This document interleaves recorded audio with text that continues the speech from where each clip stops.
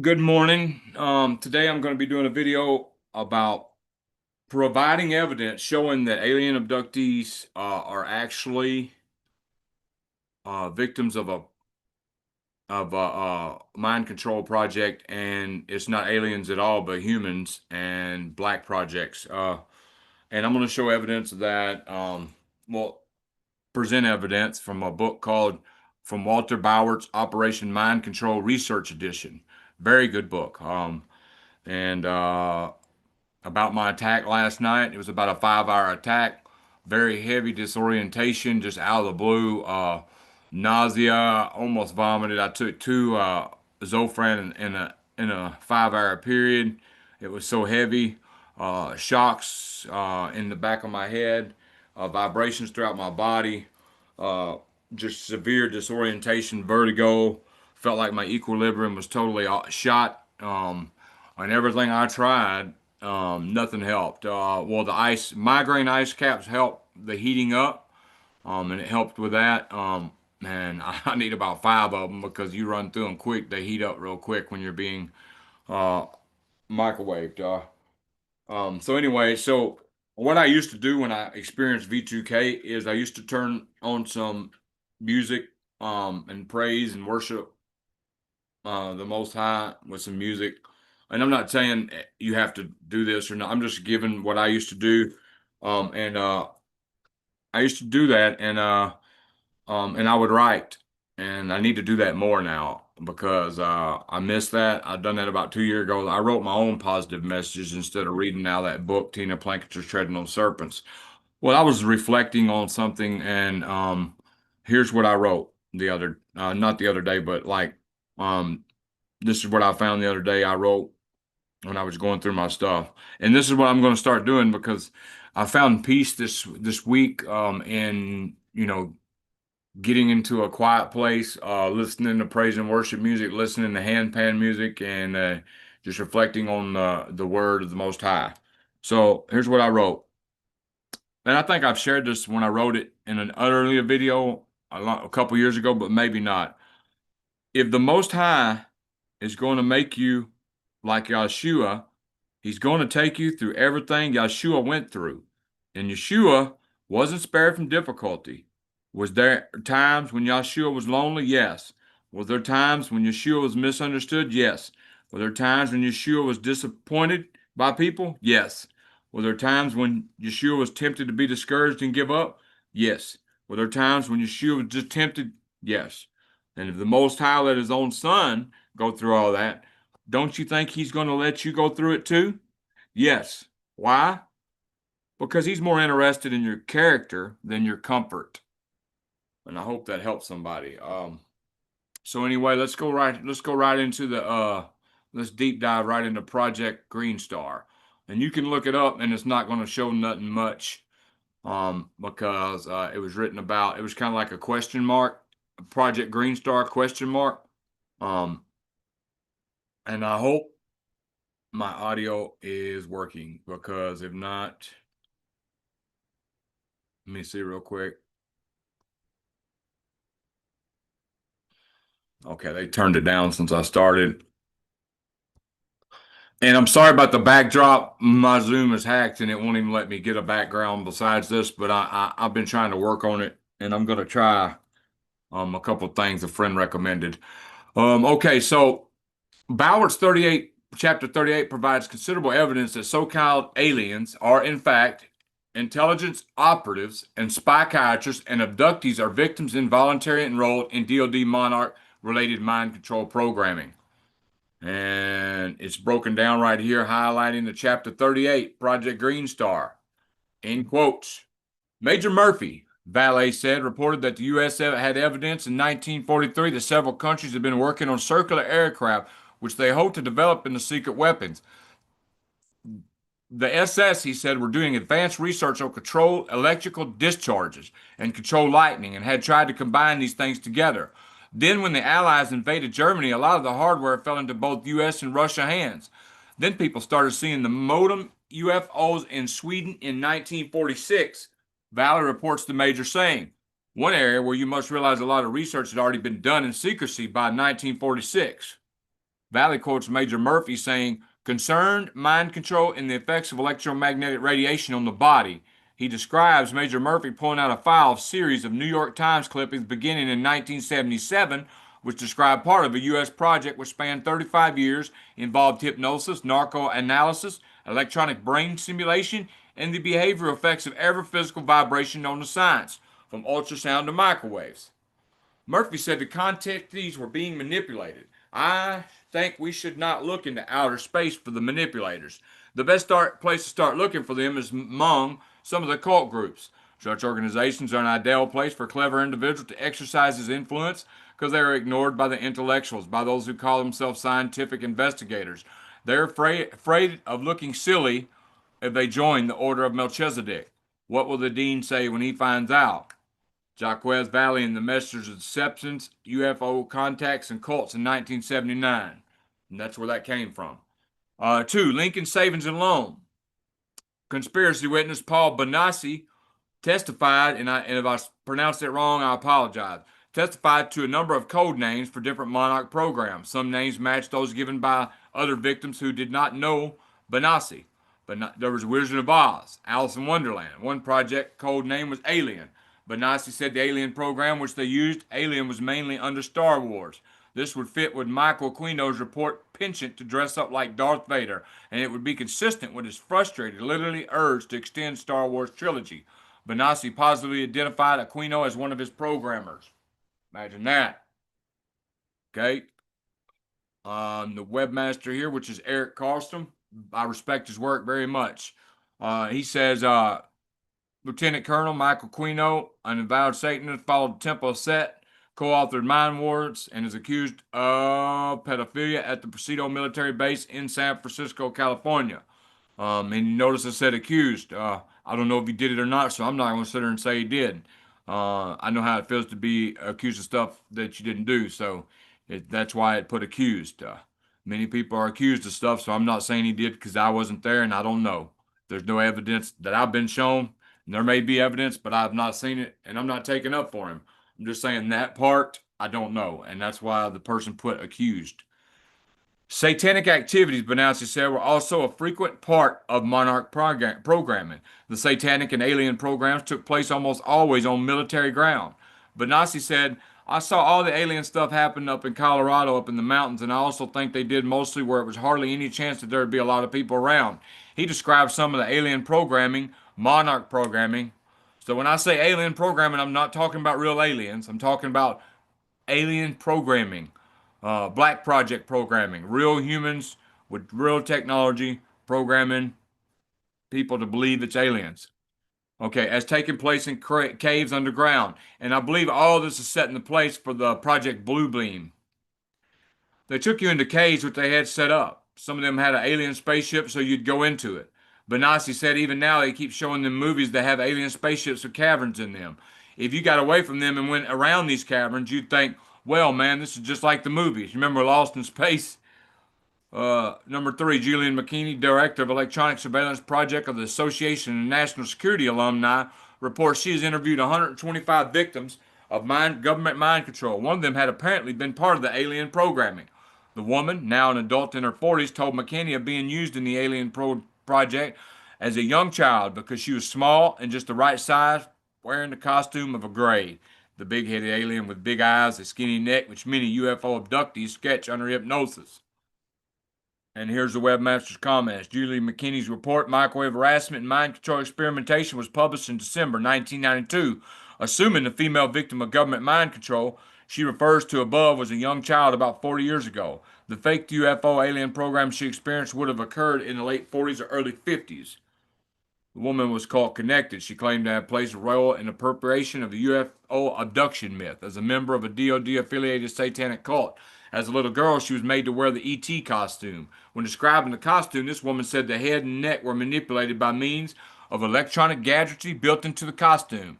The Babylon 5 praying mantis costume, which also has an elongating neck and eyes, which were situated far above the wearer's head, is also operated by means of electronic gadgetry built into the costume. The ET costume worn by this woman and antedated Babylon's 5 special effects costuming by approximately 10 to 15 years, McKinney said. McKinney said, I personally concluded that so-called alien abductions and the events surrounding those abductions and sightings are black intelligence operation involving sponsored kidnappings, government-sponsored kidnapping, experimental drugs, surgical experimentation, sophisticated electronics, and directed energy technologies, implantable microcircuited devices, experimental aircraft, Hollywood-style special effects, and the exploitation of government-sponsored genetic experiments.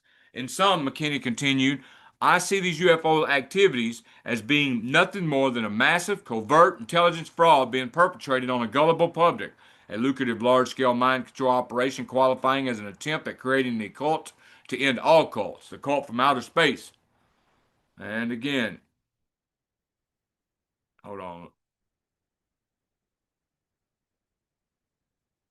Well, I'll get back to that. I was going to. McKinney, the one saying this, is the director of Electronic Surveillance Project Association of National Security Alumni, if you're wondering who McKinney is.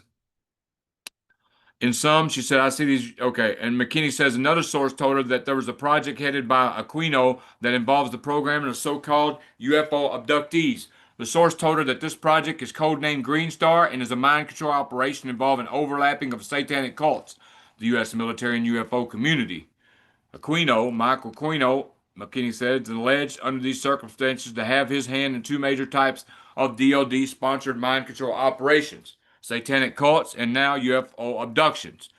And when I say that again, I say UFO because an unidentified flying object does not mean it's some outer space thing.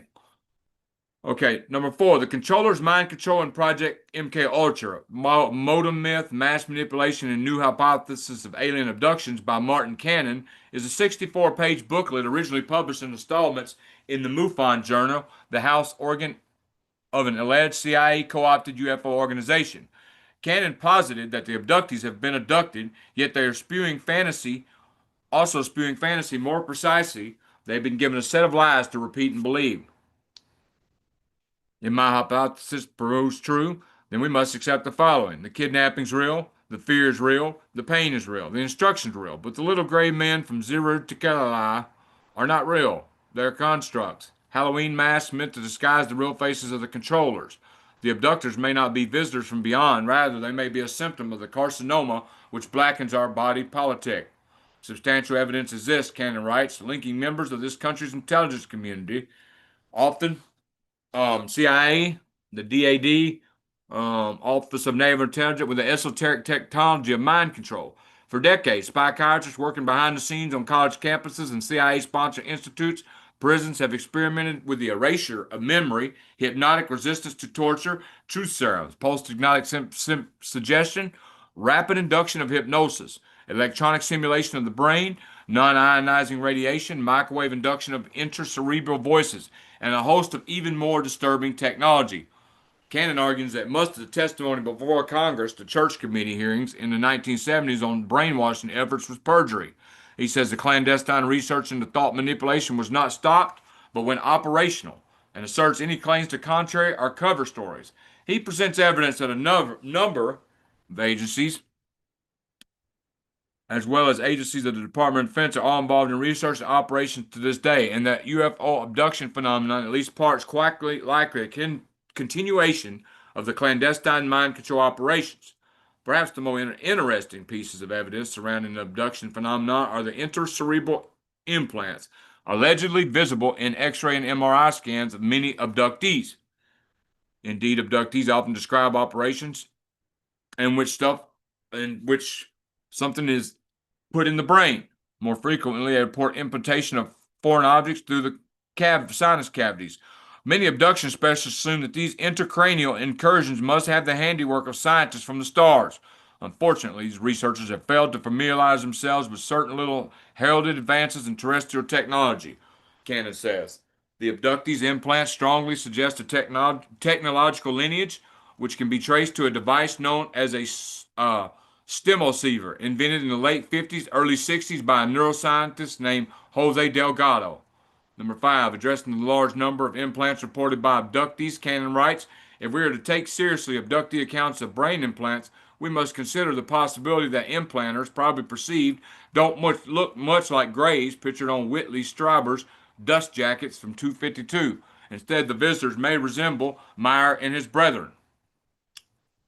Cannon says Meyer is perhaps the most disturbing wanderer in this minefield of the National Security Agency, the most formidable secret component of America's national security complex. He's proposed implanting roughly half of all Americans arrested, not necessarily convicted of any crime. The number of subscribers, his euphemism would run into the tens of millions.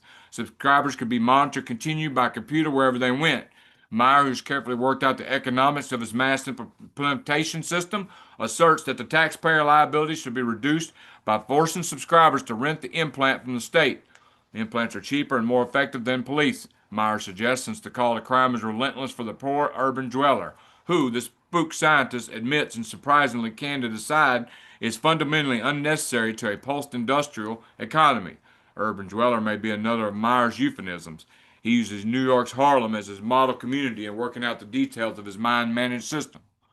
Meyer can so this makes a lot of sense now. Listen, this saying he is proposed in playing rough a half of all Americans arrested, uh, and man, um, I believe that could be true. I believe it is true. I believe it's going on, and been going on. Meyer, Cannon suggests, could be one of the top men behind the abductee brain implants, the scoop marks, and other scars on the abductees' bodies. We would also have an explanation for the reports of individuals suffering personality change after contact with the UFO phenomenon.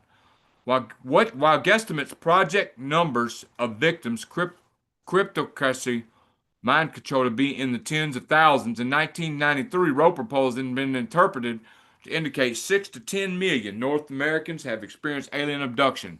Somebody must be working overtime.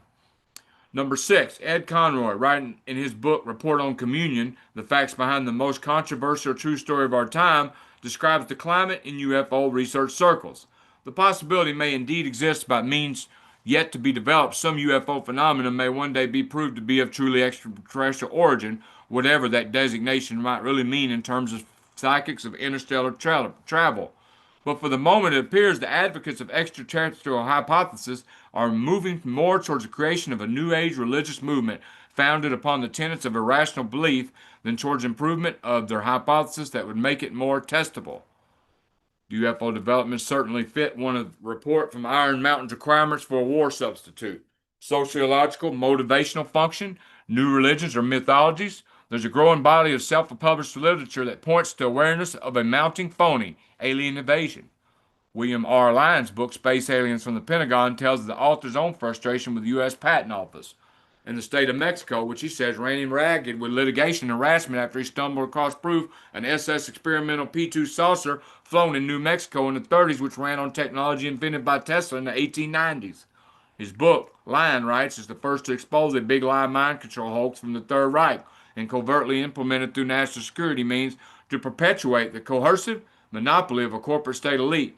By stealing, concealing, or suppressing advanced technology, they ensure our continued dependency on archaic petroleum and nuclear technology. Through the mass media, we are brainwashed with scientific lies and misinformation and indoctrinated with SS created parapsychology designed to stretch our. And when I say SS, I mean the NAZI word. I'm not sure if I can say that anymore. I think YouTube has relaxed that. But some people said that you can't, that it's hate. So we will indiscriminately accept on faith a psychic big lie religion, Platonist epistemology, which makes us easier to exploit as a slave people. To this end, flying saucer technology of relatively simplicity and phenomenal potential was stolen from Nikola Tesla and has been concealed from us over 50 years. Lynn writes, the magnitude by which electricity overcomes the force of gravity is rivaled only by the magnitude which the lies of our government and triadalists have overcome our rationality. Justice and redress of these crimes should be by public punishment of traitors responsible. They have perverted the instruments of democracy to seduce innocent minds. Secret governments waging a subliminal brainwashing war against us in violation of our right to government by our consent. They're using movies, TV, books, magazines, children's stores, all forms of propaganda from the cradle to the grave to criminally undermine the very epistemological underpinnings of rational existence. We have not consented to a fraud of which we are unaware. To cut right through all the baloney, our government created the whole alien scenario to brainwash us. Okay, here we go. Project Greenstar, Chapter 38, in Walter Bowert's Operation Mind Control Research Condition. As early in 1961, advisor to late President Kennedy recommended that with the threat of nuclear war hanging over the future, civilized nation could no longer risk overt confrontations that would lead to war, since conventional war could escalate to Armageddon. If war was necessary, it would be invisible. It was either invisible warfare or peace, and everyone seemed to agree the economy would suffer from peace.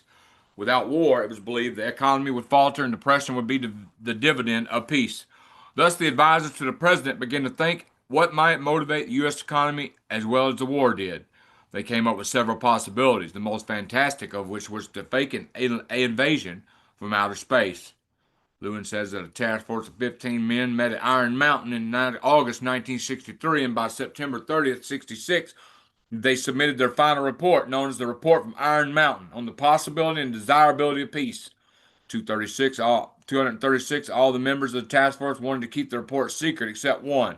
Lewin said, this particular individual, Lewin said, contacted Leonard Lee C. Lewin, offered to leak the report to him with a view to having it published. Since none of significantly had signed a security oath, there was nothing except adequate to keep the report from being published, and the person who contacted Lewin thought the report was too important to be kept secret. In 67, Lewin told Paul Krasner the report was a hoax of his own authorship.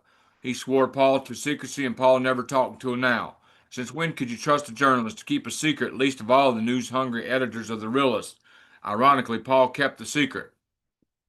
If Lewin was telling the truth, his hoax was uncannily prophetic.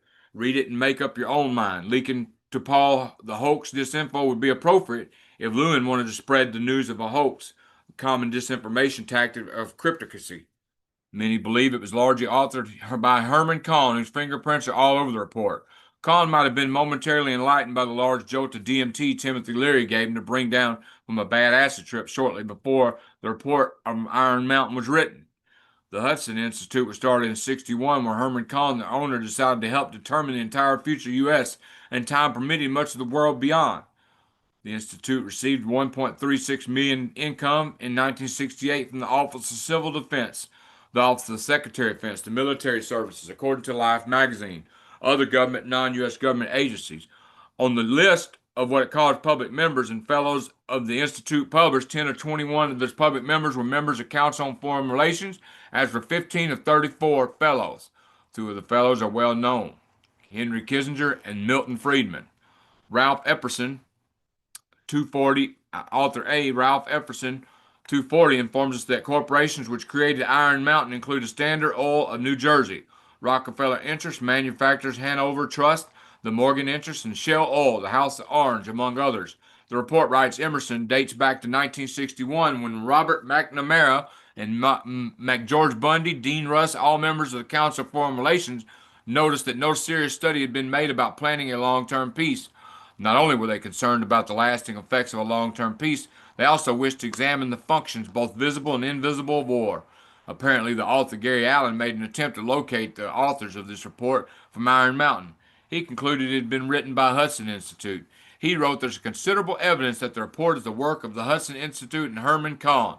There's Iron Mountain just a stone throws away from the Hudson Institute near Croton on Hudson, New York. And when I say numbers, it's the page number in the book. The reader is invited to compare Kahn's style and say, thinking the unthinkable and the report from Iron Mountain. Lou was the husband of leftist activist and journalist Eve Merriam, and Krasner says he had no reason not to trust Lou's confession. If Lewin was not trying to get the literary hoax circulated, which would have helped circulation of otherwise dull book, he might have been taking the blame for Kahn, laying down his reputation as the cover story. On the other hand, Krasner said it could have been a satire, one that was true. There really could have been a group such as Iron Mountain 15 talking about things which are reported, but the book itself might have been put on of the Hudson Institute style and content. Another satire that came true. Then life does imitate art? Question mark. Colonel Fletcher Prouty was also told by Lewin in the 80s that the book was a hoax, but the people at the Hudson Institute, the Pentagon, government contractors were talking like this in those days. It really wasn't exaggerating enough to be satire. Prouty told me, I'd always believed it was leaked information. And in his book JFK, the CIA, Vietnam, and the plot to assassinate Kennedy, Prouty wrote, during the Kennedy years, people of the government and their close associates in academia and industry discussed frequently and quite seriously many of the major questions phrased by Leonard Lewin in Report from Iron Mountain. I had been assigned to the office of the Secretary of Defense before the Kennedy election and was there when McNamara team of whiz kids arrived. Never before had so many brilliant young civilians with so many PhDs working that office. It was out of the mouths of this group that I heard so frequently and precisely the ideas that Lewin recounts in his novel. For example, in National Security Memorandum 68, George Kennan wrote, "We have about 50% of the world's wealth, but only 6.3 of its population. In this situation, we cannot fail to be an object of envy and resentment. Our real task in coming period is to devise a pattern of relationships which will permit us to maintain this position of disparity. To do so, we will have to dispense with all sentimentality and daydreaming, and all our attention will have to be concentrated everywhere on our immediate national objectives. We should cease to talk about vague and unreal objectives such as human rights, the raising of limited standards, and democratization. Unreal objections about human rights. Imagine that. The day's not far off when we're going to have a deal in straight power concepts. The less we are hampered by their idealistic slogans, the better. The straight power concepts are what the report from Mountain is made of. Published in 1967, the report drew immediate attention for its then bizarre suggestions. In a review of the report of the Washington Post, John Kenneth Galbraith, writing under the name Herschel McGlandris, also acknowledged that it might come as a shock to the American public to know that war is considered by these experts to be a highly desirable component of modern society. They believe this to be true because, one, war provides the only dependable system for stabilizing and controlling national economics. Number two, war is the basis for giving the necessary authority to the government to ensure political stability. Three, war is indispensable sociology for the purpose of controlling dangers, social dissidents, and destructive antisocial tendencies. Number four, war serves an indispensable Malthusian function of reducing the population at regular intervals. Five, war is the primary motivational force for scientific and technological progress. The report was a substantial example of the type secret expert planning which has become essential in formulating policies in Washington, rather than listening to the expressed desires and aspirations of the American electorate. The ideological attitudes and intellectual tone of these experts were as follows. Number one, Iron Mountain experts believe the value of war as an institution should be determined without reference to ethics, morality, or other measurements. Number two, they said major industrial advances could never have taken place if it had not been for war. Number three, they said defense spending was not wasteful since it stimulates the economy. Number four, they said the threat of war was necessary to give political leaders an essential control over the people. If no threat exists, political leaders should set about creating one. They said political control would be assured by permanently institutionalizing a large segment of poor who are dependent upon the politicians who would therefore vote for them and keep them in power. Sound familiar? The continuance of war system must be assured, if no other reason, among others, to preserve whatever quality and degree of poverty society requires as an incentive to support the regime in power, as well as to maintain the stability of internal organization of power. They said the army was needed as a pull for the misfits. They looked upon the army as a state-supported haven of the unemployable. Am I saying that that's what's happening today? I'm not sure, but I really believe if you look at history that that's what was happening back then. These experts believe that the latest weapons. I think it's happening today, but I'm not sure. Um, you know, I would hope they would have more respect for people who enlist to go fight for this country. These experts believe that the latest weapons for mass destruction constitute an important factor in population control. They lamented that conventional weapons did not kill enough to reduce the consuming population to a level consistent with survival of the species. They regretted that modern medicine cured so many pestilences and thereby interfered with the natural selection process through survival of the fittest, suggesting the day must come when human reproduction would be by artificial insemination so as to permit direct eugenic management. They gave detailed consideration to various peacetime substitutes for the essential functions which they attributed to war, but came to the conclusion that war was superior to anything they could suggest as practical substitute at that time. After a lengthy discussion of ways to control society and keep it within a numerical and economic bounds without war, The report from Iron Mountain boiled it all down to summary entitled Substitute for Function of War Models. The following substitute institutions among others, have been proposed for consideration as replacements for non-military functions of war. They that may have not been originally set forth for the purpose does not preclude or invalidate their possible application here. Number one, economic. A comprehensive social welfare program directed toward maximum improvement of general conditions of human life. A giant open-ended space research program aimed at unreachable targets. A permanent, ritualized, ultra-elaborate disarmament inspection system and variants of such system. Number two, political, an omnipresent, virtually omnipotent international police force. An established and recognition extraterrestrial menace. Massive global environmental pollution. Fictitious alternative enemies. Emphasis added. Sociological control function. Programs generally derived from the Peace Corps model. B. A modern, sophisticated form of slavery. Number four, motivational function. Intensified environmental pollution, new religions or other mythologies, socially oriented blood games, and combination forms. Five, cultural. No replacement institution offered. Scientific. The, the, the secondary requirements of space research, social welfare, and other eugenics programs. And to me, this shows this might be able to determine how we're picked. Some of us, not all are whistleblowers, not all are activists, not all is dissidents, poor people. It's a wide variety of people picked for this. Um, okay, so in the evaluation that followed, it was decided that space research substitutes appears to meet both criteria, especially in respect to its probable effects on other war functions. Development of an acceptable threat from outer space, presumably in conjunction with space research surrogate for economic control, appears unpromising in terms of credibility.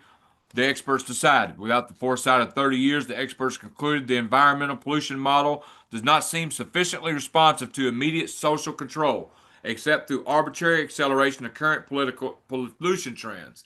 The Iron Mountain experts proposed the establishment under executive order of the President of a permanent war peace research agency, empowered mandated to execute the programs described in 2 and 3 above. The agency will be provided with non-accountable funds sufficient to implement its responsibilities and decisions at its own discretion.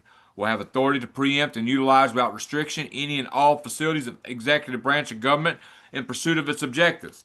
It will be organized along the lines of the National Security Council, except that none of its governing, executive, operating personnel will hold on another other public office or governmental responsibility. You hear that? It will be organized along the lines of national, except that none of its governing, executive, or operational personnel will hold other public office or governmental responsibility. Huh. If the secret agency has been developed per recommendations in this report, this perhaps has been one of the deepest and darkest elements of the deep state shadow government that's controlled America since the 60s. And I'm going to pause this right here and take a break. That's a lot of reading.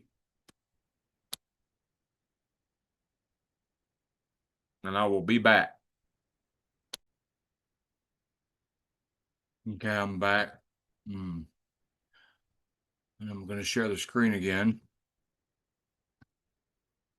and try to finish this. Okay. The first of the War Peace Research Agency's two principal responsibilities be determined that all that can be known, including what can be reasonably inferred in terms of relevant statistical probabilities that may bear on an eventual transition to a general condition of peace. Three, the War Peace Research Agency's other principal responsibility will be war research. Its fundamental objective would be to ensure the continuing viability of the war system to fulfill its non-military functions for as long as the war system is judged to necessarily or desirable for the survival of society. And I want to repeat this again. Look, the agency will be provided with a non-accountable funds sufficient to implement its responsibilities and decisions at its own discretion, will have authority to preempt and utilize without restriction any and all facilities of the executive branch of government in pursuit of its objectives. Emphasis added. It will be organized along the lines of National Security Council, except that none of its governing, executive, or operating personnel will hold the other public office or governmental responsibility. Will hold other public office or governmental responsibility means none of them are none of, if that's true, that means that a lot of them are not even in the government at all or public office or governmental responsibility. So that means most of them don't know nothing. Okay. I hope that made sense. And I noticed that I was just exhausted before I ate something. Okay, let's see. And I was getting hit. I'm fixing to take a nausea pill right now. In this discussion preceding the above, we will find the following relevant commentary. Credibility, in fact, lies at the heart of the problem of developing a political substitute for war. This is where space race proposals, in many ways so well suiting as economic substitutes for war, fall short. The most ambitious and unrealistic space project cannot itself generate a believable external menace. It's been hotly argued that such a menace would offer the last best hopes of peace by uniting mankind against the danger of destruction by creatures from other planets from outer space. Experiments have been proposed to test the credibility of the out of our world invasion threat. It is possible that a few more difficult to explain flying saucer incidents of recent years were in fact early experiments of this kind. 13 years after the report from Iron Mountain, 1 year after Operation Mind Control was published, UFOologist Jacques Valley published Messengers of Deception. To my knowledge, this was the first book to mention mind control in connection with UFOs and especially abductee phenomenon.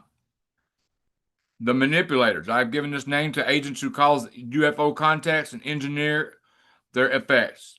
Everything now centers on their role, their identity, their designs. Who could they be? Aliens being come from in the galaxy, psychic entities from other side, automatic controlled by some non-human consciousness, holographic nightmares, but perhaps we are looking far away from something that's right under our nose. Could they simply be human? Yes, they could. Could they be masters of deception so skillful that they can counterfeit an invasion from space? It's not difficult to see that the same themes running through the whole puzzle. Many contactees, for example, mention Atlantis. If our self-styled space brothers need such a prehistoric pedigree, it's reasonable to expect them to come from some faraway star. The real answer is both more mundane and more frightening. Sorry, I got the Zofran on my tongue. Beyond the attention of academic science, below the dignity of official history, there are groups, cults, and sects serving as leading indicators of mass movements. The myth of contact is such a leading indicator. Valley took all his papers one day and drove to the house of a Major Murphy, who advised him in his UFO research before. Major Murphy and Valley had quickly agreed that the popular idea of flying saucers from outer space left much to be explained. Major Murphy, Valley said, reported the U.S. had evidence in 1943 that several countries had been working on circular aircraft, which they hoped to develop into secret weapons.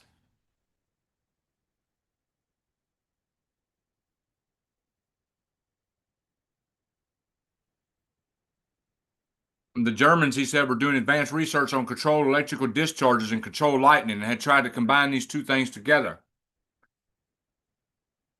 And then when the Allies invaded Germany, a lot of hardware fell in both the U.S. and Russia hands. And James Doolittle was sent to Sweden by the U.S. in 1946 under a covert shell corporation. In fact, he was to investigate the ghost rockets with the Swedish authorities. Whatever came of that, his conclusions have never been revealed. Valley says, Murphy, with a sigh that seemed to say if only the Pentagon could talk. This took place a year before Kenneth Arnold named the disk he saw over Mount Rainier flying saucers. One area you must realize a lot of research had already been done in great secrecy by 1946, concerned mind control and the effects of electromagnetic radiation on the human body. Valley asked the major what that had to do with rockets, UFO, or secret weapons. On the surface, if you look at just a few isolated questions, like scientists arguing about UFOs, well, I agree, it doesn't mean anything. But suppose somebody had obtained a device by the end of the war which perhaps wasn't a very effective weapon.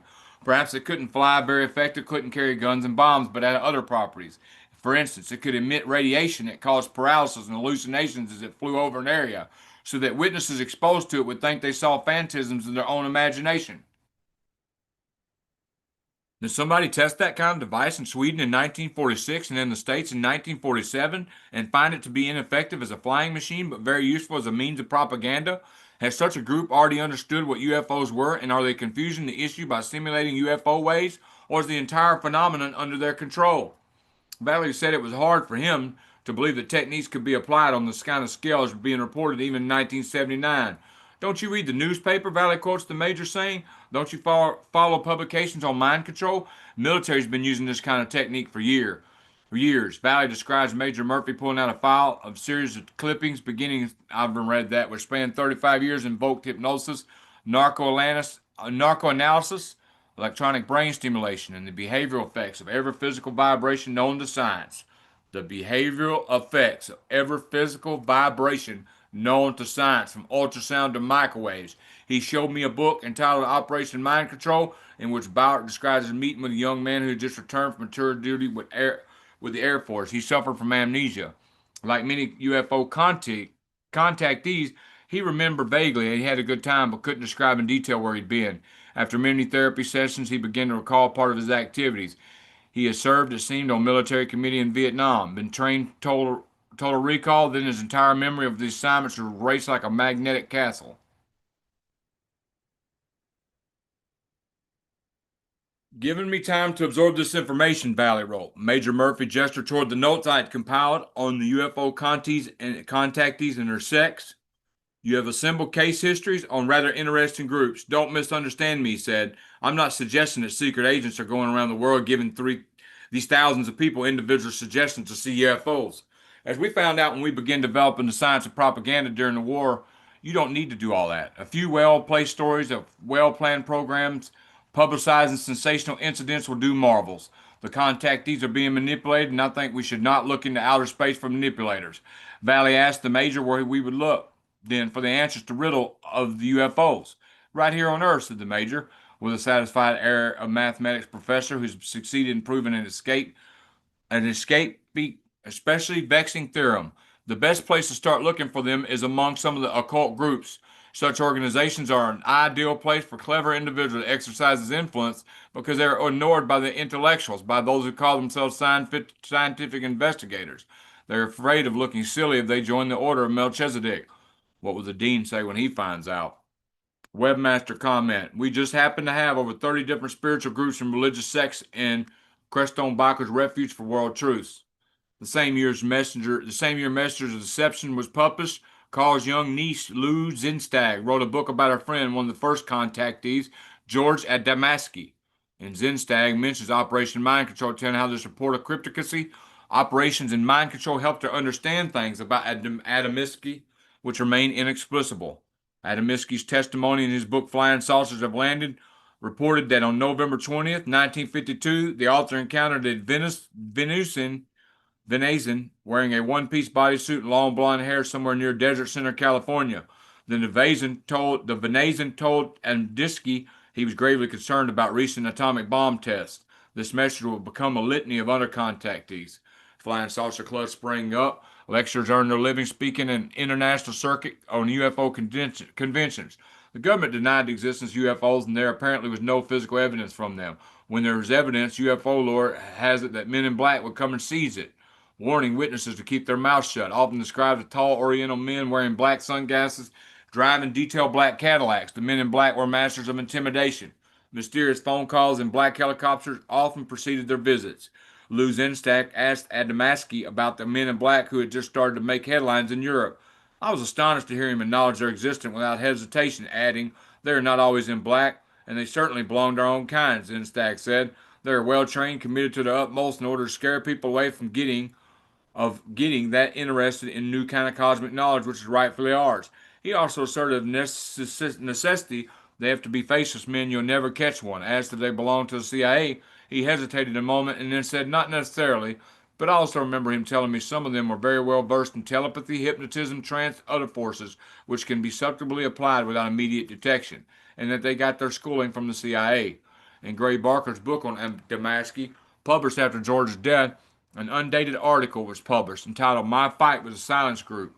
Shortly after the publication of Flying Saucers Have Landed, I was visited by three men, two of which I had previously met, but the third was a stranger. It was he who took the role of authority and directly threatened me, demanding certain papers I had for one thing. Some of these I gave him and was promised a return, but this promise was never kept. Since I did not exactly understand what he had referenced, I did not give him some of my more important papers. There's no need denying I was frightened. Before I left, I was told to stop talking or they would come after me, lock me up, and throw away the key. Evidence in Jerome Clark's The UFO Encyclopedia suggests Barker may himself have been a disinformation agent for cryptocurrency. Barker was undeniably responsible for one of the most notorious hoaxes in the 50s, a December 1957 letter written on State Department stationery by R.E. Straith addressed to a contactee, George Adamaski. Straith claimed that the department knew the truth of Adamaski's reporting meetings with Space Brothers and quietly supporting his efforts. It was concluded the letter had been written on Barker's typewriter, but Mosley refused to publish his manuscript on the subject until after Adamaski's death. Then Mosley confirmed long-standing rumors about the document's true provenance. An invertebrate UFO convention attendee, Mosley maintains his position as skeptic in the crowd of true believers. He's been accused of being an intelligent asset over the years by UFO researchers. At a 1983 UFO convention, he said Candy Jones' manager told him her story was just a hoax. That's hard to believe in the light of others whose programming is almost identical to Candy's, and in the face of leaked CIA interrogation transcripts of Candy, who apparently did have handlers both inside and outside the agency. UFO lore is filled with conflicting information and deception. In fact, it's doubly hard to believe UFOs are real. First, because of public incredulity, peer pressure not to believe, and second, because of plausible explanation of reality. There's an equally plausible explanation. It certainly appears somebody's waging an artful psychological warfare campaign. The campaigners would have it that if you want to believe in UFOs, you can find enough evidence to present a logical argument for their existence. If you don't want to believe in UFOs, you can also find evidence to present a logical argument against their existence. This would be an appropriate intelligence effort. Indeed, this planet we're being invaded by an alien race far advanced of our own also possible as a scheme of a real UFO invasion being manipulated as a shield for high technology research projects, which is what it is. UFO. Either way, ufology is a classic study in plausible deniability.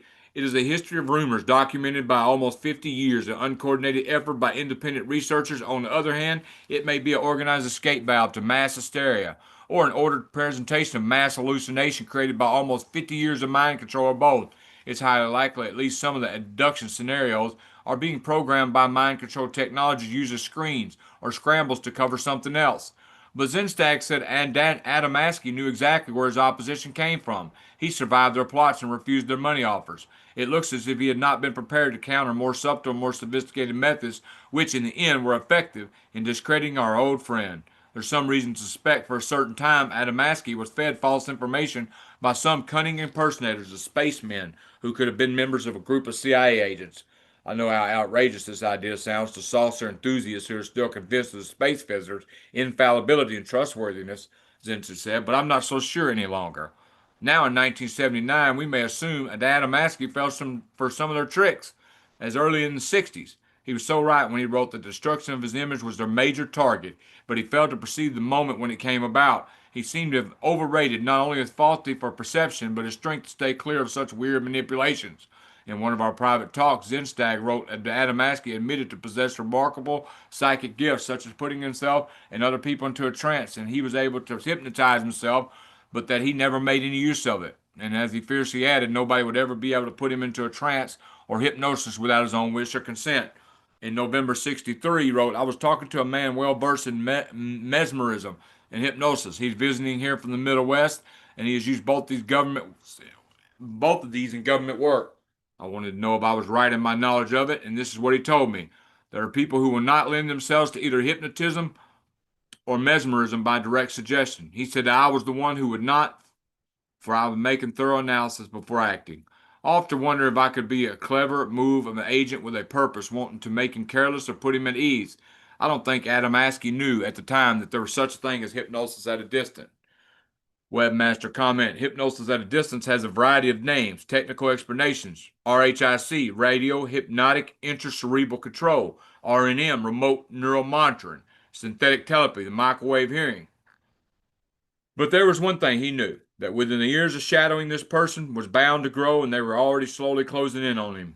As he said, he knew perfectly well that with his first book already had stuck his head out once and for all times. And until they get me, I am making the best of which I can of the freedom of press of this country and also the freedom of speech. When in April 1965 he sent out to lecture more and around D.C., he must have felt the fear of God in his bones. He knew not only the CIA was after him, he knew that he even had more formidable adversaries. Going through my files since that time, I found the copy of my letter, Hank Henfler, written in May 1965.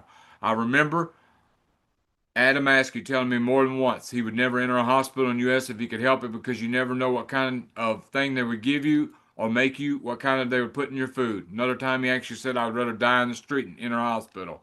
He also told me as an exception he would use a shortened version of his main name, Keeb, the Polish ending for any male name. When he felt a kind of insecurity while entering the hotel, this, he said, was no falsification of his name, and that in fact he could have discarded the last syllable long ago. Nobody would have objected, but he had always wanted to keep the same name that he had gotten from his father. With this letter, Zenstag wrote, Hink received a copy of UPI report which I had received from an unknown friend, published in an unknown newspaper. Flying saucer expert is dead. Washington. April, UPI, April 30th, 1965.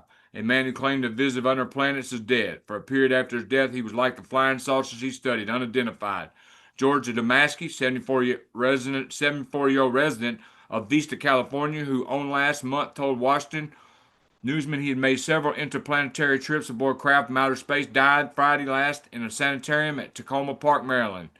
Dr. Belden, Reap, deputy medical examiner from Montgomery County, Maryland, confirmed his death this morning, shortly after Adamaski was buried in private service at Arlington National Cemetery. He said Adamaski apparently died of a heart attack. The hospital indicated the reason of death was not reported sooner, and the original records listed him as rather Adamaski. Authorities finally located Adamaski's daughter, Miss Alice Wells Vista. About Lou Zinstad's quote, in which the man well versed in mesmerism and hypnosis told Adamaski there are people who will not lend themselves to hypnotism or mesmerism by direct suggestion. And he said, I was one who would not be suggestible, for I make thorough analysis before acting. It's a well-known trick of hypnotists to agree with those who say they can't be hypnotized. It establishes a rapport with the subject to agree that they can't be hypnotized. Then the hypnotist says something like, well, then just close your eyes for a few minutes so I can show you how guided imagery might work. It is exactly as Adamaski reported. The subconscious robot mind responds usually to what might be called the language of the unconscious if the influencer confuses the analytical mind or occupies it with processing, considering paradox a profound problem while it searches various filing compartments, which those skilled in the art of subconscious influence can tell by the pattern of the subject eye movement and involuntary responses.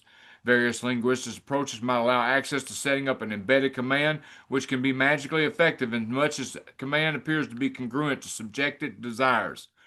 These techniques are no secret.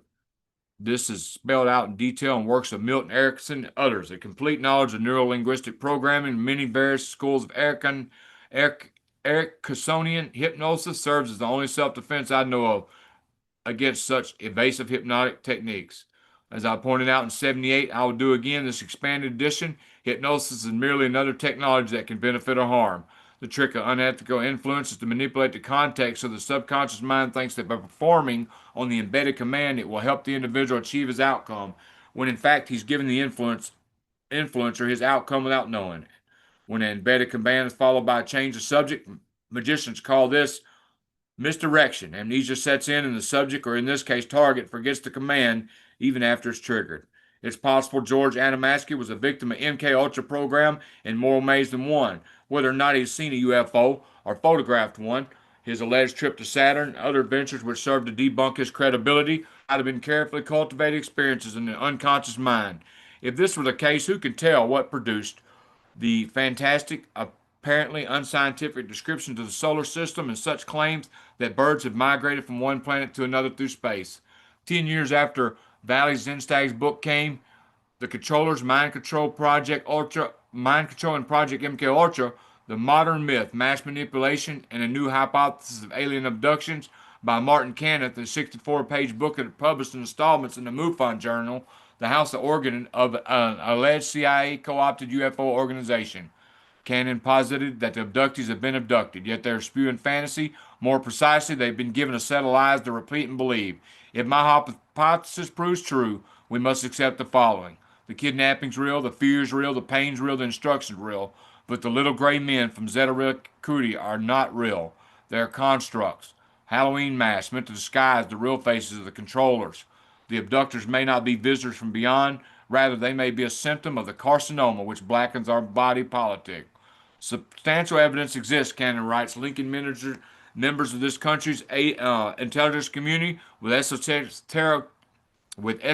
technology of mind control. For decades, psychiatrists working behind the scenes on college campuses and CIA sponsored institutes, mostly in prisons, have experimented with erasure of memory, hypnotic resistance to torture, truth serums, pulse hypnotic suggestion, rapid induction of hypnosis, electronic stimulation of the brain, non ionized radiation, microwave induction of intercerebral voices, and a host of even more disturbing technologies.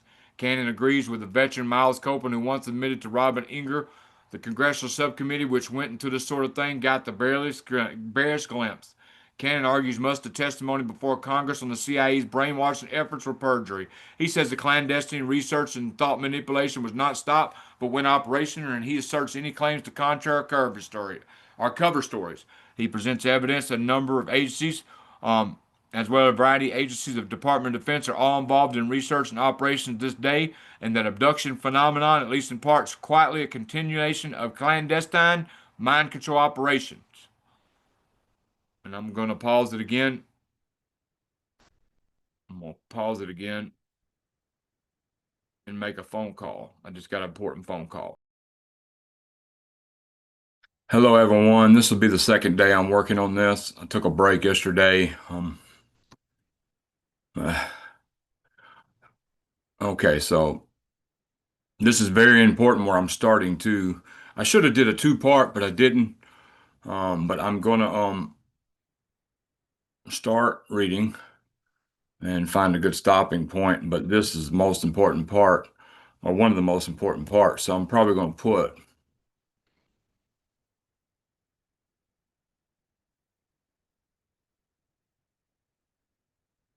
Okay. Substantial evidence exists linking. Hold on. Let's see. Well, Cannon argues much of his testimony before Congress on CIA's brainwashing efforts was perjury. He says the clandestine research into thought manipulation was not stopped but went operational. He asserts any claims to the contrary are cover stories. He presents evidence, as we have, that a number of agencies are all involved in research and operations to this day. That the UFO abduction phenomenon, at least in part, is quite likely a continuation of clandestine mind control operations.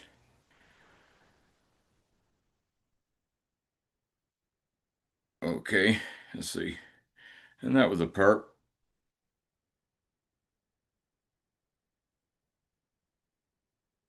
Okay, so perhaps the most interesting piece of evidence surrounding the abduction phenomenon are intracerebral implants allegedly visible in X-rays and MRI scans of many abductees. Indeed, abductees often described operations in which needles are inserted into the brain. More frequently still, they employ implantation of foreign objects through the sinus cavities. Many abduction specialists assume that these intracranial incursions must be the handiwork of scientists from the stars. Unfortunately, these researchers have failed to familiarize themselves with certain little heralded advances in terrestrial technology. Cannon says the abductees' implants strongly suggest a technological lineage which can be traced to a device known as a stemoceiver, invented in the late 50s, early 60s by a neuroscientist named Jose Delgado. Addressing the large number of implants reported by abductees, Cannon writes, if we are to take serious abductee accounts of implants in the brain, we must consider the possibility that the implanters, properly perceived, don't look much like the grays pictured on Strieber's dust jackets. Instead, the visitors may resemble Dr. Meyer and his brethren. Cannon says Myers perhaps the most disturbing wanderer in this minefield of the National Security Agency, the most formidable secret component of America's national security complex. He has proposed implanting roughly half of all Americans arrested, not necessarily convicted of any crime. The numbers of subscribers would run into the tens of millions. Subscribers could be monitored continually by computers wherever they went. Meyer, who has carefully worked out the economics of his mass implementation system to search taxpayer liability, should be reduced by forcing subscribers to rent the implant from the state. Implants are cheaper and more efficient than the police. Meyer suggests since the call to crime is relentless for the poor urban dweller, who, the spook scientist admits in a surprising candidly aside, is fundamentally unnecessary to post-industrial economy. urban dweller may be another of Meyer's euphemisms. He uses New York Harlem as his model community in working out the details of his mind managed system. Meyer, Cannon suggests, could be one of the top men behind the abductee brain implants and scoop marks, other scars on abductees' bodies. We would also have an explanation for the reports of individuals suffering personality change after the contact with UFO phenomenon. By all indication, the Iron Mountain Report was implemented by a secret war peace research agency, whatever it may be named. Environmental pollution is accelerated. New invisible forms of killing are appearing with increasing frequency. Webmaster comment. I would add that organized stalker slash electronic torture, invisible warfare also meets the definition of a socially oriented blood games, sophisticated modern forms of slavery, and fictitious alternative enemies prescribed in the report for Iron Mountain, and also requires deployment of another prescribed element, an omnipresent, virtually omnipotent international police force. Certainly, my experience as a TI validates the fact this form of social control eugenics is occurring in Colorado and elsewhere. Evidence of experiments, bizarre religious cults, the Unification Church, Moonies, the Branch Davidians, the People's Temple, and others testified to a secret hand on the pulpit. And now comes a clincher. Victims of government mind control remembering enough to begin testifying about their alien programming. Lincoln SNL conspiracy witness Paul Benassi testified to a number of code names for different programs. Some matched those given by other victims who did not know Benassi. Wizard of Oz, Alice in Wonderland. One was codenamed Alien. The Alien program which they used was mainly under Star Wars. This would fit with Michael Aquino's report penchant to dress up like Darth Vader, and it would be consistent with his frustrated literary urge to extend the Star Wars trilogy. Benassi positively identified Aquino as one of his programmers. Satanic activities, Benassi said, were a frequent part of Monarch programming. The satanic and alien programs took place almost always on military ground, Benassi said. I saw all the alien stuff happen in Colorado up in the mountains, and I also think they did it mostly where there hardly any chance there'd be a lot of people around. He described some of the programming as taking place in caves underground. They took you in the caves which they had set up. Some of them had alien spaceships, and I know I've read this at the beginning, but I'm finishing up right here. Even now, they keep showing movies who have alien spaceships with caverns in them. I don't know if y'all remember Lost in Space, but I do.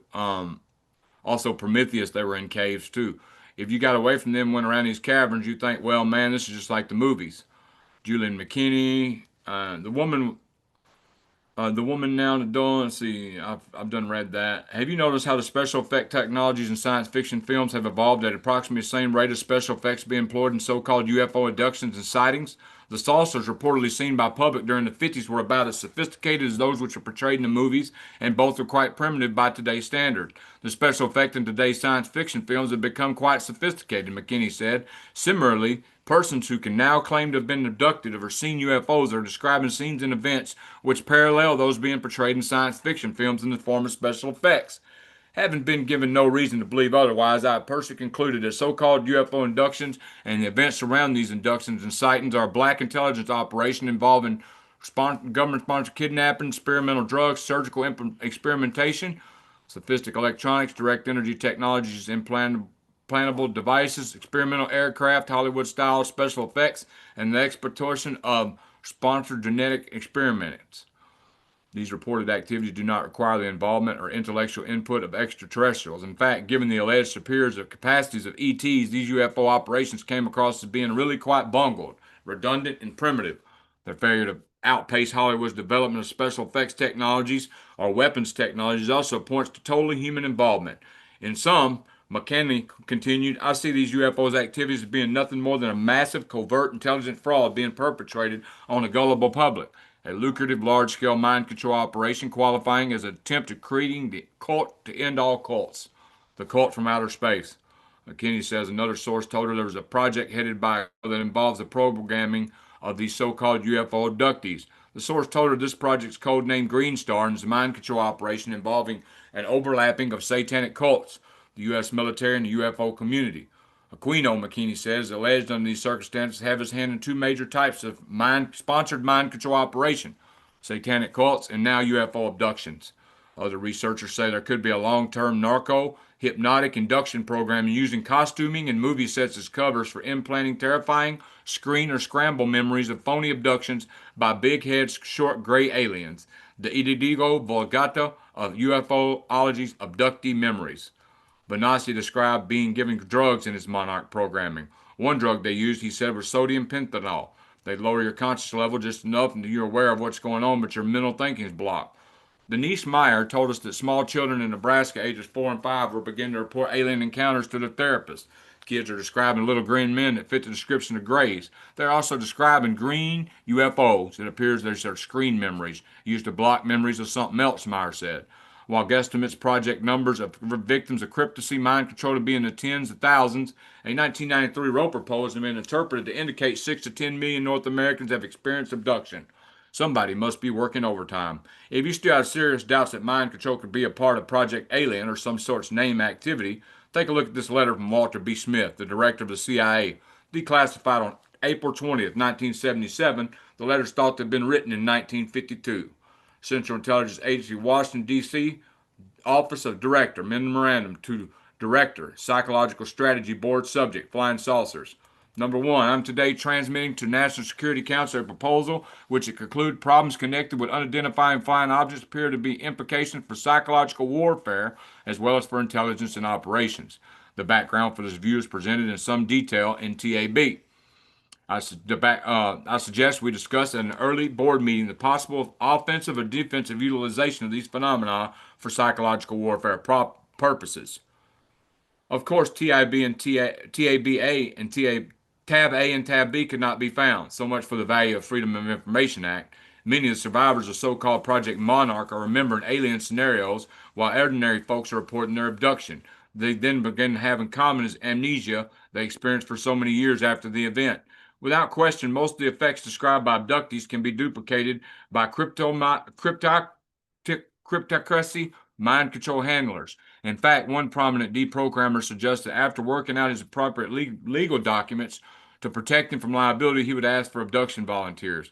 His idea was to bring the volunteers before an audience of one of his lectures and perform the programming with high voltage shocks, which creates the same screen memories and missing time the abductees are reporting.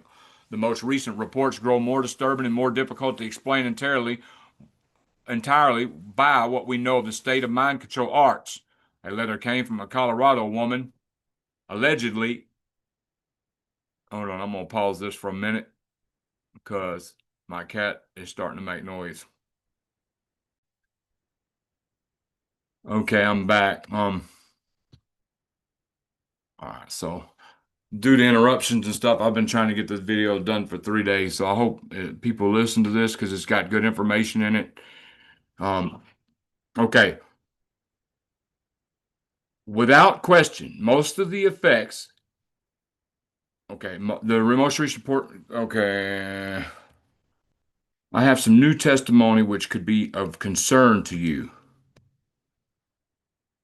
The most recent reports grow more disturbing, more difficult to explain entirely by what we know the state of mind control arts is. The letter came from a Colorado woman who previously reported me encounter she had what appeared to be an alien with a long human male who appeared to be a government techie. She's in contact with other abductees and just before we went to press sent us some emails about two other friends who experienced similar events. I have some new testimony which may be of interest to you. This concerns the abduction of two other women. I have requested permission of these two women to share their experiences in the hope it would generate interest and help demonstrate a connection between their studies and ours. The type of encounters very common in abduction scenarios. In the words of one, a few months ago, one of my experiences involved a pelvic exam and my asking telepathically, why, and being told by a rather sarcastic male voice because you like it so much. I then saw two human male beings. I was told one was CIA and one was the FBI, and they were going to make sure I didn't leave the country. This type of experience is not a classic abduction experience, but is not uncommon to those who have had the sense to begin to study, question, and explore this phenomenon. Many people do not try to find out what's happening to them, but simply follow as sheeple.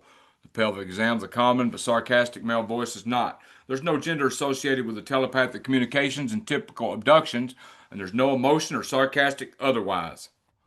The next scenario is from my memory of a telephone conversation with another contact. And this is from Walter Bauer's Operation Mind Control Research Edition. I can get in print with her own words if interested. She said she remembered awakening on her feet and being kind of led, dragged down a hallway.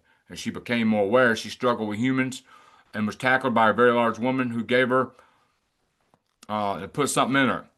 She was then rendered helpless and led to a room with metal chairs and seated in one. A human male in some kind of uniform repeatedly screamed at her, "You will move to Oklahoma and start a community there. You will take your children, go to Oklahoma and start a community there." As she began to recover more physical control, she bolted for the door and was tripped by the chair.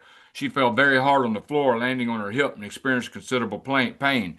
She doesn't remember much more. However, the next day she remembered having something put in her. She found a wound and also a terrible bruise on her hip where she had fallen. Now, regardless of what had happened to these women and myself, something did happen and continues to happen to all of us and many others. It's entirely possible that Martin Cannon is correct in attributing the abduction phenomenon to government interest. It's also possible that there are factors involved. The source is not relevant point of interest here. What's vitally important is the complete and total control that's exercised over the humans experiencing this. If it's purely mental experience, it's externally generated. Who's generating it? Why? If it's physical, as the evidence suggests, there's technology involved that makes MK Ultra look like kindergarten. Delgado's experiments with remote stimulation seem to be much closer to technology being seen here. However, I suggest the technology surpassed the need for any implants being first placed in the brains of subjects.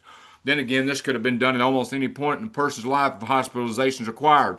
Most women are hospitalized for childbirth, but regardless of the use of implants, the control of physical bodies and the minds of many people is reported from around the world. I had an experience in February of this year that frightened me more than any other because of the total control it involved. I left myself proof. I'll be brief. I awakened at 4 a.m. and remembered that at some point during the night there had been three critters in my bedroom. I remember telling them, "Okay, you are finished now. Get the F out of my house," as I sat up in bed and pointed towards the back door. This is the only conscious memory I have of experience. However, after I got up, went to the kitchen to make coffee, I was shocked to see my own parka, which I had been in the very back of my closet the night before, laying on my bedroom living room floor. Also, my front door was unlocked. No big thing until you understand I live in a country with 13 local, state, and federal prisons. I never leave my door unlocked. The ritual of door locking extends to my getting out of bed every night for that third check just to make sure I'd locked it. At the very least, I was at some point during the night compelled to leave my bed, get my parka out of the closet, walk to the living room, unlock the door, drop the parka on the floor, and return to bed to see these three critters. The fact that I was in February in Colorado, that I may have gotten the parka because I was compelled to leave the house on a very cold night. There was no evidence to suggest I actually left the house. I have never been known to sleepwalk. The above experience was the most profound for me since, one, there was physical evidence of total control of my body. There was also almost complete control of my mind, almost total amnesia of the event. I say almost because I felt I left the parka on the floor as a message to myself, and I remembered the ending of the event consciously. One could suggest that I was allowed to leave the coat on the floor and that I was allowed to remember the ending. Once again, regardless of any allowance, the control was there. This kind of control is total. It demonstrates an ultimate weapon, the total control of the human mind. These experiences are not the product of delusional women and men around the world, but are actual experiences. There may be mental, physical, there may be governmental, related, other related. They are, however, generated from an external source and suggest mind control is not limited to the biological mode previously attempted. I suggest that wave or beam technology is at play here, and I find much evidence to support this in the studies of electromagnetics and effects on the human body. Also in the study of theoretical physics and related subjects. I also also in the study of theoretical physics and related subjects. The examples I have presented to you now and previously are but a few of very many I have in my files. UFOlogy books are filled with similar accounts that suggest the use of wave technology. Hopefully you'll be able to glean what I'm trying to convey. That most human issue facing our world, I'm scared to death from fear for my fellow humans. I know that I'm an intelligent, rational, logical, analytical person as most associated with this phenomenon. If this can be done to me and those like me, it can be done to all of us. I suggest it's possible that the above scenario could have been accomplished by using two 1950 military intelligence technology, radio hypnotic intracerebral control, and electronic dissolution of memory. Ed Conroy, writing his book Report on Communion, the facts behind the most controversial story of our true time, describes the climate in UFO research circles. The possibility may indeed exist that by means yet developed, some UFO phenomenon may be one day proved of true extraterrestrial origin, whatever that may be. whatever that destination might really mean in terms of physics and interstellar travel. But for the moment, it appears that advocates of extraterrestrial hypothesis are moving toward the creation of a new age religious moment founded upon the tenets of irrational belief than towards improvement of their hypothesis that would make it more testable. While such observations concerning the problem of making a religion out of UFO contact may seem obvious to seasoned reader of UFO literature, they tend to get missed so frequently in public discussion of abduction phenomena that I believe my emphasis is not misplaced. Conroe wrote, would it be unreasonable to observe that in the face of mysteries posed by UFO sightings and apparent visitor experience, the human imagination rushes to fill in the gaps created by our own ignorance, aided by plenty of emotional logging of some kind of relief from life's tedium or the ineptitude of human awareness? The questions opened by considering relation between visitor abduction phenomena and the human mind are formidable. The UFO development certainly fit one of the report from Iron Mountain's requirements for a war substitute, sociological, motivational function, new religions, or other mythologies. There's a growing body of published, self-aware published literature that points to the awareness of a mounting phony alien invasion. Okay, William, I'm gonna go a little bit long and I'm gonna stop. I think I made my point that mind control has been around for a long time and it can do some powerful stuff. Okay, William R. Lyon's book, Space Aliens from the Pentagon, tells the author's own frustration with the U.S. Patent Office in the state of New Mexico, which he says ran him ragged with litigation harassment after he stumbled across proof of a Nazi experimental saucer flown in New Mexico in the 30s, which ran on technology invented by Tesla in the 1880s, 90s. His book is the first to expose the big lie of mind control hope from the Third Reich and covertly implemented through national security to perpetuate the coercive monopoly of corporate state elite. By stealing, concealing, suppressed advanced technology, they ensured our continued dependency on archaic petroleum, nuclear technology. Through the mass media, we are brainwashed with scientific lies, misinformation, indoctrinated with parapsychology designed to stretch our credulity. So we were indiscriminately stepped on faith, a psychic big lie religion, Platonist epistemology, which makes us easier to exploit as a slave people. To this end, flying saucer technology, simplicity, and phenomenal potential was stolen from Tesla and has been concealed from us for over 50 years. In 1953, the book said Lion and seven others saw a flying saucer at close range. He studied its behavior after thinking about it for 30 years, published his book, which is a thought-provoking piece of folk art.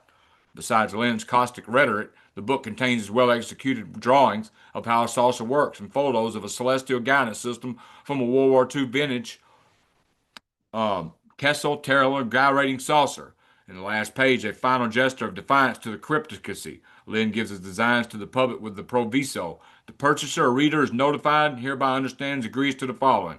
That she or he assumes all risk of any harm to anyone attendant to constructing, testing, flying, or attempting to fly a flying saucer constructed therein. The author assumes no liability whatever. That the purchaser or reader hereby assumes complete responsibility. It's hereby agreed and understood these plans are hypothetical, provided only for the purpose of investigation or understanding of flying saucer theory, etc., etc. Lynn writes the magnitude of which electricity overcomes the force of gravity is rivaled only by the magnitude in which the lies of our government and trilateralists have overcome our rationality. Justice and redress of these crimes should be public punishment of traitors' responsibility. They perverted the instruments of democracy to seduce innocent minds. The secret government's waging a subliminal brainwashing war against us in violation of our right to government only by our consent. They're using movies, TVs, books, magazines, children's stories, all form of propaganda from the cradle to the grave to criminally undermine the very epistemological underpinnings of our rational existence. We have not consented to a fraud of which we are unaware. To cut right through all the baloney, our government's created a whole alien scenario to brainwash us. Thus spake the common man, who, like most common men, hath remarkable insights.